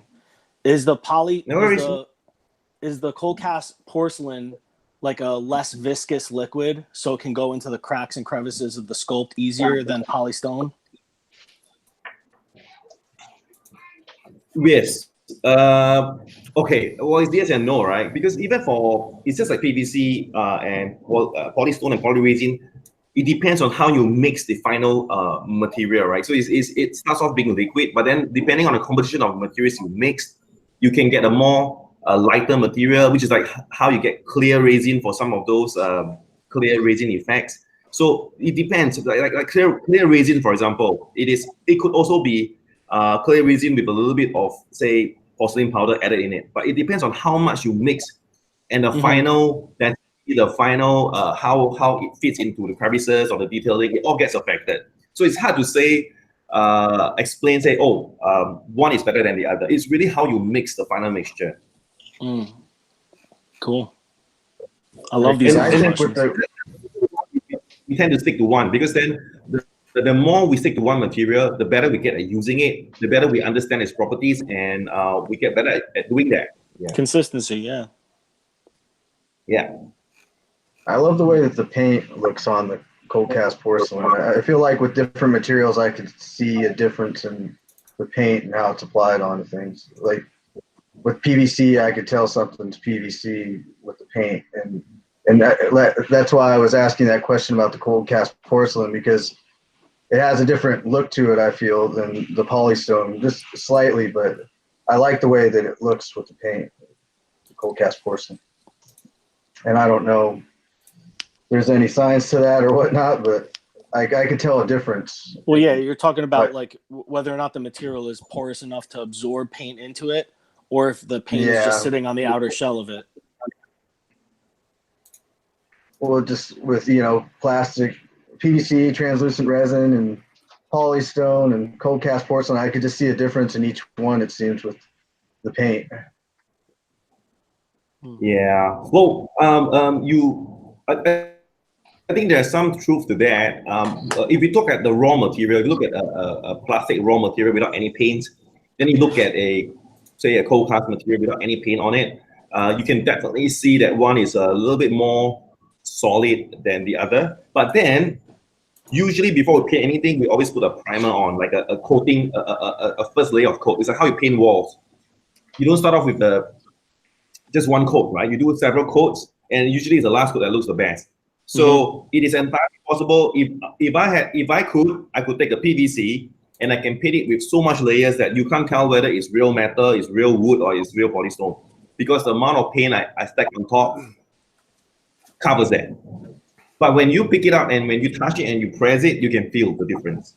So is it just that they're not applying enough paint? Say like a Hot Toys, for instance, you can usually tell, Hot Toys that it's PVC by looking at the head. Is it that they're just not putting enough primer and paint onto it? Is that why it's sticking out so much? Yeah, because you see, the thing with the PVC is that it's so good at capturing all the mini details, the pores and the skin and the wrinkles, right? So if they put too much paint, it covers all those details up. And that's the reason why they don't do it. They keep the paint a bit lighter so that and also the PVC, the cast will be based on the skin color PVC. So the PVC itself already has the skin tone in it. So they need to add on a bit more shading. So by keeping the top level paint thinner, you see more details. The more paint you put over a sculpted piece, the more details that gets covered up. So do you guys dye the porcelain for different parts of the body? Like Captain America's legs would be dyed blue porcelain. So when you paint it, you're just adding a layer of shading on top of that blue like already base coat? No, usually for poly, the cold-cast porcelain, they are always in the same single color. We don't it can't be split into different body parts. But for the portraits, we've tried that. I think for our Magneto, yes, and a cable. Yeah, you can see that we tried that approach with the poly resin, but we added some coloring skin tone to the poly resin so that it comes with the base color as well. So we do try some. Yeah, I think it works for I would say male characters. We don't like the effect it has on the female portraits. That's interesting. It's an internal debate between the XM guys. Like personally, I prefer I prefer the full solid single color, which then you add a primer on top, and then you add the skin tone on. So you add more layers of skin. It looks more like for me, it looks more like a statue. But once when we do it with the shaded, the color tone resin, sometimes it looks a little bit translucent. It looks a bit waxy. I'm not a fan of that. I prefer it to look like it's matte. It's matte and it looks like a stone or a porcelain sculpture. But that's me. Yeah, because most people's skin is matte. If you see somebody with shiny skin, you would notably say like, "Hey, that person's skin is like oily." Go take a Maybe he's got acne too. Yeah, that guy. So I'm curious what process you used for Storm, because I have Storm and her skin is beautiful. Thank you. Oh, what is that? Lone Wolf and Cup. Can you do that? Oh. Can you do that? Come on, Brian. That would be cool, man. That would be wild. And the option. Okay, man. Let me just write it down. Let me just write it down into my notepad right now. Lone Wolf and Cup. Can you imagine that? It would be the first 1/4 scale ever in the history of the planet to have that. There's a 1/4 scale fan art of Wolverine with baby X-23 that's sculpted after this thought. Well, you know what? That doesn't mean anything to me. I have the original Alfrex of this 1/6 scale back in the days. Nice. Anyway, you don't even know who Alfrex is, but the company that made the original 1/6 scale samurai stuff. Anyway, is that like Alfred's brother from Batman? It's a company, man. Not Alfred, Alfrex. I'm just messing around. Oh, thank you. This is serious shit here, man. This is being considered, man. Do you understand me? If this ever happens, I was part of this. I wish I was that old. Oh man. You know what I would love to do? I would love to do a Rick and Morty. Oh my god, I love that. That'd be so dope. A 1/4 scale Pickle Rick would be amazing. Oh my god. Yeah, Pickle Rick, man. Yeah, I love Rick and my Morty god, so I would much. freak out. I'd buy that in a heartbeat. Sichuan special spicy sauce. Yeah. Yeah. Dude. Oh my god. You don't even know. Just some iconic figures from certain movies would be, I think you'd blow it out the water, man. Imagine. Oh god. Anyway. Hey Carlos, I need to say this, man. I need to say that's a good piece of a Victor Hugo sculpt you have behind you. You mean this guy right here? Yeah, but Victor Hugo. He's a cool sculptor. Yeah, man. This guy was. I'll tell you, I was so surprised. I actually had to move I'm not gonna say the other company's name, but I had to slide that over. I'm like, get out of here. This is Hugo Souza, right? Awesome. Yeah, Right, yeah. Victor. Hugo was pretty nice, man. What a great job. He worked on the Sanity piece, right? He was one of the guys, I think. Yeah, that we had 7 guys work on it. Wow. How do they pick who gets what? Or they all like collaborated and said, I like this, I'll do this better because I like this character, or was it more so that you directed or XM directed them to do, hey, I'm hiring you to do this piece, you do this piece, you do that piece? Do they have a say or no? They do have some sort of say.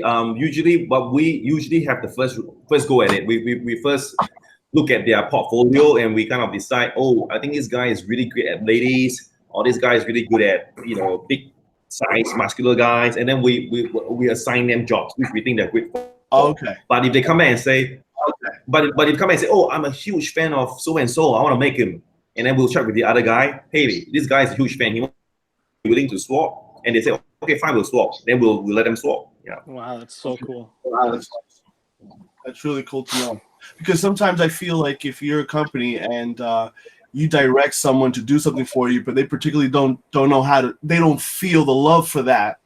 You know what I'm saying? Like not everyone is a Leonardo da Vinci. So they're like, no, I don't want to do it because I don't just want to screw it up. You know what I'm saying? So if you do that, that's great to know. That's really good. You give an option, and then you figure out who's good and what. Well, yeah, it's not easy managing creative people. Let me tell you. Creative people, they there are some first who only do it their way. There are some who are a bit more, the easygoing. You have different types, so we try to work around them if we can. We want to keep them happy as well, Right, of course. Some people are really good at portraits, but maybe not so much at like anatomy or proportions. So, maybe they'll pass off to somebody else. Hey, fix the proportions on this, but the body, the anatomy's right. It's just, that's interesting. I love that kind of shit.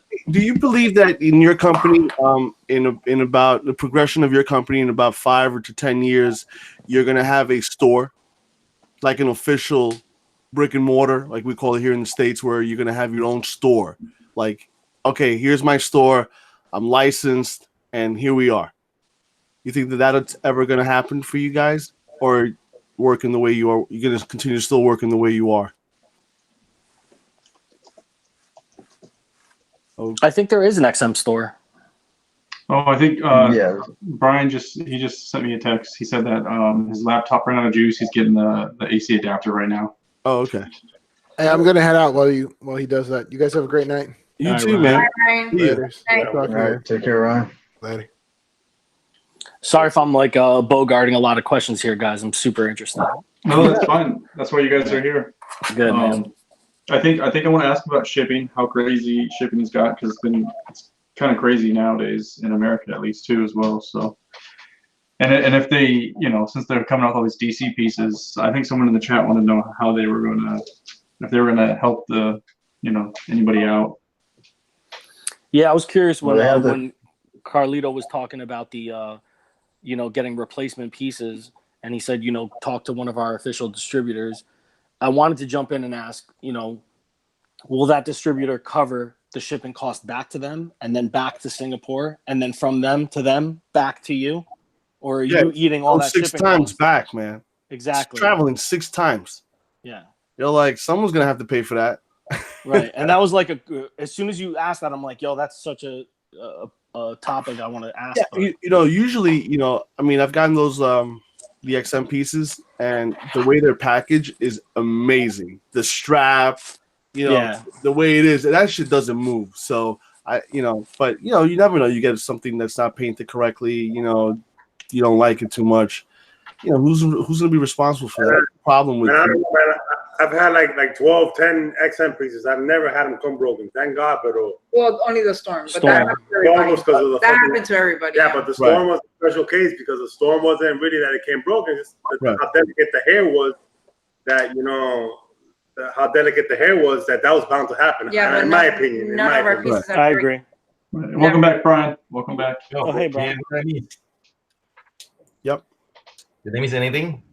No. I was just asking if you see yourself with a store, but they said that XM already has an official store. Like, you don't have an official store. Don't you? You have a showroom. The one in Bangkok. Yeah, I think didn't you guys just open that this year? Okay, so that's actually not an XM store, right? It's the Thailand distributor. So the Thailand distributor is a huge fan of our work. He's the very first guy that we came across 5 years ago, and basically he opened that store for us. He opened that store. He owns the store. We don't own it, but he only shows, I guess, 99% XM stuff in it. So he branded it as an XM store. He's a really close friend of ours, but we don't own that store. So technically, it is not our store. It is his store. But from I guess from a rep perspective, he is representing us. He is showing off our products, but he runs his own operation. So we don't really govern how he designs his store or how he operates it. But we do have plans to open our own. Yeah, Nice. that's what I was asking. Maybe 5 years, 10 years from now, you're gonna have your or whatever. Maybe be shorter time period than that, but just to have your own XM store. Yeah, it's definitely in the plan. The difficult part about Singapore is if you're it's a really small country, and the retail spaces here are very competitive. So for us, we have to pick a right place that I think it's a good balance for us to show our stuff. Because what's another interesting thing is that most of our collectors prefer to just buy stuff online. They just like to look at things and buy them. And you know, they like this e-commerce era, so they don't like to walk into a store. In fact, I think we only have 1 or 2 comic book stores left in Singapore. Most of them has closed down. It's kind of a different shape in the market perspective right now. Right. It would also be it would also be difficult based on like the business model to have like a brick and mortar store, right? Because people are probably pre-ordering everything as it's being released, and then it takes a year plus to produce. So you wouldn't really have a lot of merchandise to be able to house in the store. Exactly. People be able to just walk in. Yeah, and that's the reason why I was telling the guys earlier on the show that we are looking at producing a wider range of products, some PVC mass collectibles, so that these things won't be made to order. They'll be more like ready. Yeah, they're more ready. You can just walk in the store and buy them, and we'll be having art prints, apparels and stuff. So at least if you can't get stuff you're looking for, like $1,000 statue, you can still buy things and walk away from the store.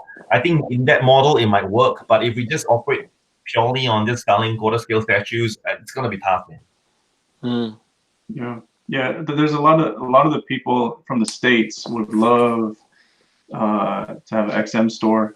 I have a question regarding shipping. Since a lot of us are from the States, a lot of us love the XM pieces, and that's one of our biggest, drawbacks, or one of our biggest, hesitations. Hurdles is the shipping cost and getting it here safely. Since you guys are growing and growing, and now you have DC lines that are in America, are you guys doing anything different with shipping? I know shipping's gone up in America over here too, just in general. USPS is doing everything by dimensional, like the box dimensional now. They don't do it by weight anymore. They're doing it by the size of the box, which kind of sucks, but yeah. So on that, so that's the reason why we had to find a local guy in the US to help us, because we don't really keep ourselves updated with what's happening in every single country, from Europe to Italy to France to US, right? It's very far for us. It's like 19 hours flight. So we wanted to work with a partner that knows his stuff well. So we work with this guy, Andrew. He's one of the guys that runs GFX. So our brief to him was that we don't have a lot of bulk shipping to the US, because we're quite new to the US market. Our DC line started maybe 6 months ago, in terms of worldwide. So we asked him, can he help us try to make sure that we collate all the shipments in a huge container. It goes to one guy, GFX, and then he redistributes out to the other smaller stores. And in that way, they can all share the same shipping savings. So that is what we're trying to do. And from what I've been hearing from some US collectors, that GFX is providing quite reasonable and fair shipping. So we are always open to listening to feedback from collectors to tell us what we can improve.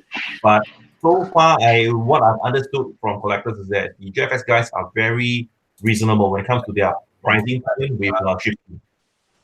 What are your guys' thought on that? I mean, in terms of their pricing, that GFX is going, their shipping rates. Do you think it's a reasonable amount they're charging?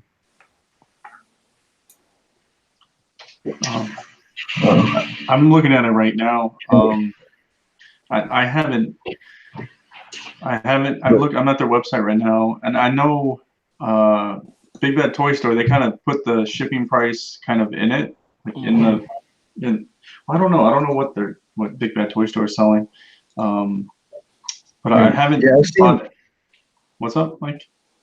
I've seen the sea freight option, which it will require you to wait a couple more weeks to get your items, from overseas. But I would prefer that and save $100 or so. If it could save me that much money, I'm good with that option. Well, yeah. That's more statue money. I don't think you just said the same thing, Bar. I wouldn't wait another 3 months to get something for $200. I've been waiting for a year already. I know. You know what I'm saying? I'll pay the $200. Give my damn thing. Yeah, I need it right away. I need 1 million views, so I need you guys to send me directly. I'll pay the I need shit made before anyone else gets it. Hint, hint. No, regardless of all that stuff, I mean, I don't really have a channel like that anyways. But when I start seeing people get their stuff, I start to get very antsy because I know I have it on pre-order. I know I have it paid, and I'm like, I want it now, So if I know I have to wait another month in a container, it's kind of like, oh, shoot me, Yeah, it's kind of a bummer. It's a bummer because you start seeing everybody talk about how great it is. So I want to see it. I want to see how great it is myself, So well, shipping is a huge and what we're doing, what we're continuing to do is to look at different shipping options and working with the partners in US to lower the shipping rate. We actually do give out incentives to our partners and say, look, if you can bring the shipping fee down, we'll be willing to give more discount, or we might even be funding some of the shipping rates.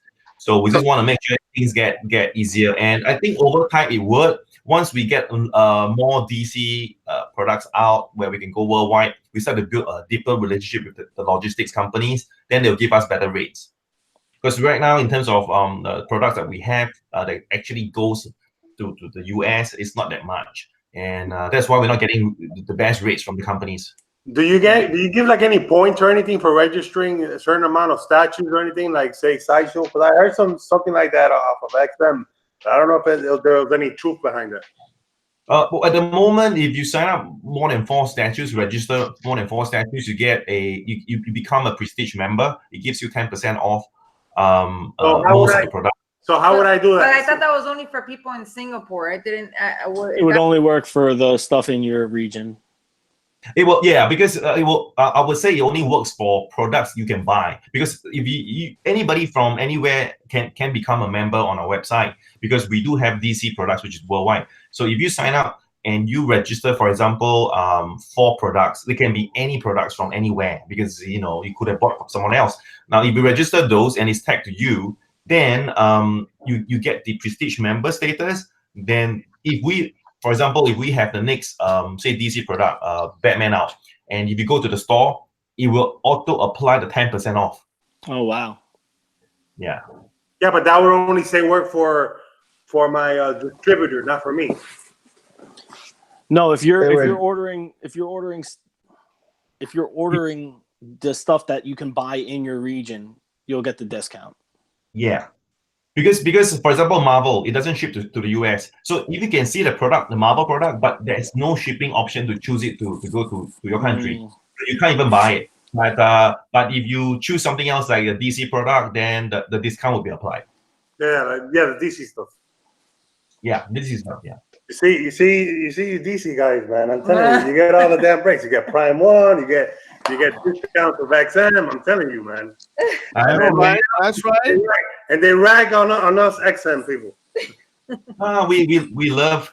No, we would love to be able to sell to the US, man. I mean, the honest truth is most of the real target audience are in people who read comic books and like the stuff we do based on comics. They all stay in the US. But that's how the licensing game is played, Yeah. So real quick, someone in the comments said that they bought the XM Poison Ivy, and they said that they live in New York and their shipping was $47.19 last year, and he said it wasn't bad for him. So Yeah. I mean, That that's sounds really reasonable. I mean, for that amount. I mean, yeah, it's actually a very good rate. Less than $50. yeah, that's overseas too, right? So that's really good. Yeah. Well, I'm yeah. assuming he probably got it through the sea freight because that's the only time where I've seen prices close to that. I know prices have gone up since last year, but not that much, you know. Yeah. It's just, It's me as well. Now there's this trade war between China and US, right? I'm hoping it doesn't affect any of these things. Yeah. So Yeah. are your products made in China? I would say 85% of all products, collectibles, are all made in China. Yeah, so it might even affect everything. It might affect everything because of all the tariffs they're imposing. I've heard it's now includes toys as well and collectibles as well. Wow. Work out, man. Sucks. Yeah. Well, I know shipping itself here is it's gone up just within the States. So it's really hard to ship a statue. It's really hard to buy a statue nowadays, just alone in the States. So, yeah, I can imagine shipping something overseas now. Yeah, the best way is to just buy a air ticket and come to Singapore in December, join us on the show, and take everything back, hand carry them. You gotta make smaller boxes, my brother. Yeah, we'll chop them up, smaller boxes. Man, talking about boxes, man. Those XM boxes are on point, bro. Yeah, man, that's serious. Man, you know that shit's second to none, man. Oh, thanks, man. We try to make sure that the box, it protects the stuff as well as it can. I remember the first time I got an XM piece, I opened that shit up. I'm like, what the fuck is this? What the fuck? This is like a fucking suitcase? Yeah, it's crazy. That shit was crazy, though. Even when you take everything out of it, the box is still heavy. I love the Velcro straps. I don't have to tape anything, and then you can take it out of the art box so easy. You know what I'm saying? Yeah, like, no, it's but not only that, like, because when you have extra pieces, like, we tend to keep our statues for years. And we've been collecting for like over 10 years. So like all our older stuff, I don't remember what's in the box. So if I ever open the box, everything will fly out because I don't know what's in there. So I love that I have the Velcro straps. I don't have to tape it and cut it. So that's pretty cool awesome too. Everything comes with a fucking portrait. Yeah, I mean, we're really happy with the Velcro, man. And then on hindsight, we should have patented that, right? Because I think a lot of people are using that right now. But it's good to share. It's good stuff. It helps you repack, and it's much easier to resell stuff as well. But they're not as nice as XM. They have the whole X-Men logo on it. XM, sorry. Got X-Men on the brain, girl. Always. Yeah, me too. You guys watch the Dark Phoenix? Is it out yet? Tomorrow, yeah. Tomorrow? Okay. Yeah, I was supposed to go tonight, but you just went? Yeah. Oh, we talking about the movie? 2 nights ago. Yeah. What'd you think? I mean, as a comic book fan, I would not like it because it's not the same as a comic book, but from a entertainment perspective, it entertained me. I think it's a good movie to watch. So you have to approach it with the mind of, I'm not trying to watch this movie and see how it's linked to the comics. It's just not going to link the comics. It's a different spin-off. If you can accept that, then it's fine. I think it's actually okay. Interesting. So Brian, behind you to your right, is that the Blitzway Marilyn Monroe? That's right. That's the one that I bought for my wife. And that's your wife's purse collection. Yeah, because I'm a bad man, Brian. You're a bad man. I like that shit. You got the wife display stuff. I love it. Oh man, that's awesome. And you collect 1/6 scale as well. To your left. That's pretty awesome. Oh, I think you touched the camera. Dun dun dun dun dun. No, he's rocking. That's tight, man. Yeah, it's really tight. It's really cool. Singapore. We got to do a trip. Man. I don't know if I'm going anywhere for a couple of years. You're done. I'm done, right? You're done. A couple of years. I'm more like 18, 18, buddy, 18. Nah, man, I got mother-in-law who can't wait to get the kid for the day. Yeah, that's cool. Yeah, a day, that's for now. that's a day, buddy. That's not a week. They come back very spoiled, but like super spoiled. Oh shit. Oh, you have no idea. After 2 nights of crying and shit, hey, go pick up the kid. Yo, Forenzi, man, don't even play with me. Will XM make an astronaut? Oh my god. And That'd that's be awesome. fine. Yo, can you guys see him? I can't see anything. No, he's Oh, gone. not yet. He's frozen. He's gone. He just dropped. Okay. Brian. He said, damn, forgot I had no juice. I tried to take the laptop out to show stuff. Sorry. he was going to give us another room tour. He gave us a room tour in the beginning. That's awesome. He forgot that he didn't have any power. So hopefully he comes back. I think Blitzway is one of the most underrated in statues. Is you got to see like Blitzway stuff is amazing. Don't say that word here. Wow. Don't say that word. That overrated, underrated stuff. No. Yeah. No. I can't wait, man. I'm about to get my first Blitzway piece. I'll let you know. Which one? I'm getting that astronaut piece. Oh, okay. That's awesome. So no portraits, but I'm still pumped. That thing is gonna be a monster. Yeah, It's gonna be the tallest statue I own. That astronaut. Is it a half scale? No. It's quarter scale. Quarter scale. Yeah, it's 35 inches tall, bro. 35 inches. That's gonna be crazy. Yo, it's 28 inches long. What?